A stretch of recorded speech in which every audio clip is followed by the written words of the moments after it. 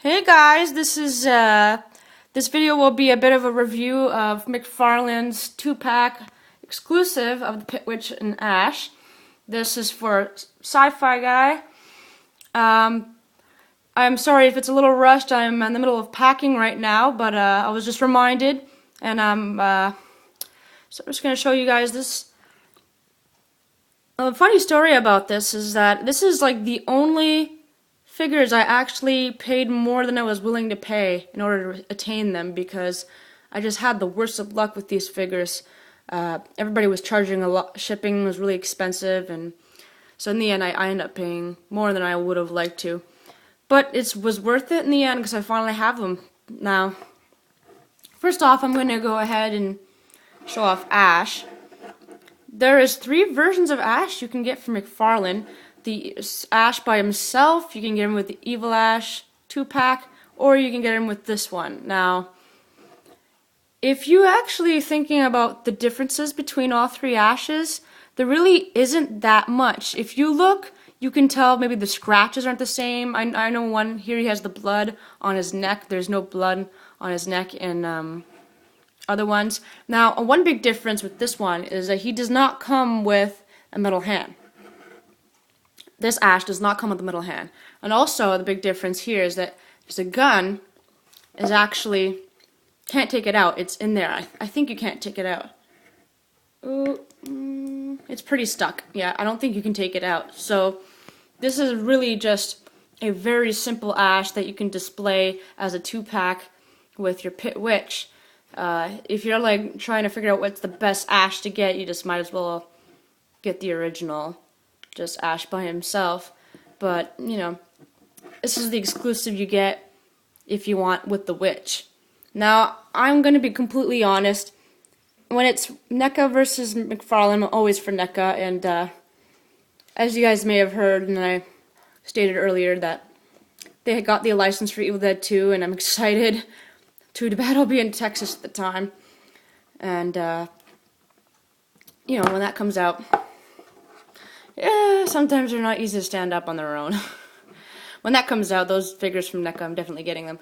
So this is just a very standard Ash figure that comes as a 2-pack, but what's the real deal here is the Pit Witch. And this is definitely one of the better McFarlane figures because I adore this figure. There's only one other official figure that you could get of the Pit Witch, and it's one of the 2-packs from Palisades that I have in its packaging, which is also very well done. And that one's a much smaller figure. Now, the stance is absolutely awesome. I love it.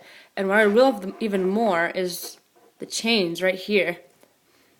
They're very, it's not just like one chain to an area, whatever. It's actually like very interconnected all the way to the feet. And then all the way back to the arm, like that. So it's really cool. I like any kind of figure that incorporates kind of like the chains and that aspect. I have another figure that's like that as well. 2 others that have chains like that. And the detail is absolutely beautiful. It's really well done. I find that McFarlane, for whatever reason, has a harder time adapting something that is more human and simplistic than something that is less human and more, let's say, complicated. I love their figures of the Fly and the Thing, and I have them. I think they did a wonderful job on them. But the Ash figure, I must say, I think the face could have been better done. It could have been done better.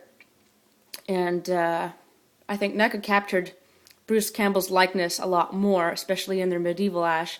So, for some reason, I feel that they're just really good. Their evil Ash is really good too. I mean, and once again, that requires a lot of detail, but Ash is just not a big fan of this face, you know? I find they could have done a better job on the face. Because it looks much older. I find he looks much older. It doesn't look like Bruce at all. And when it comes to figures, there's certain things that you look at that you like. There's the stance, then there's the quality of the skull, if it looks like who it's supposed to look like. and the quality of the figure itself, if it breaks, I've had quite a few figures break and I had to glue them together after. And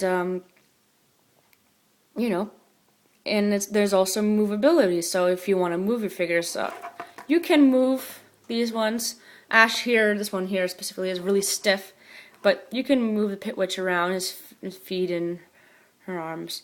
So overall, I would say definitely worth picking up, especially if you really like the Pit Witch figure. I myself love it. I think it's awesome. It is not really too cheap, but it was worth it when I went for it. And yep, that's my my review of this one. Sorry, like I said, I'm a little rushed. I wasn't just doing this on the fly, but I'll see you next time. Bye, guys.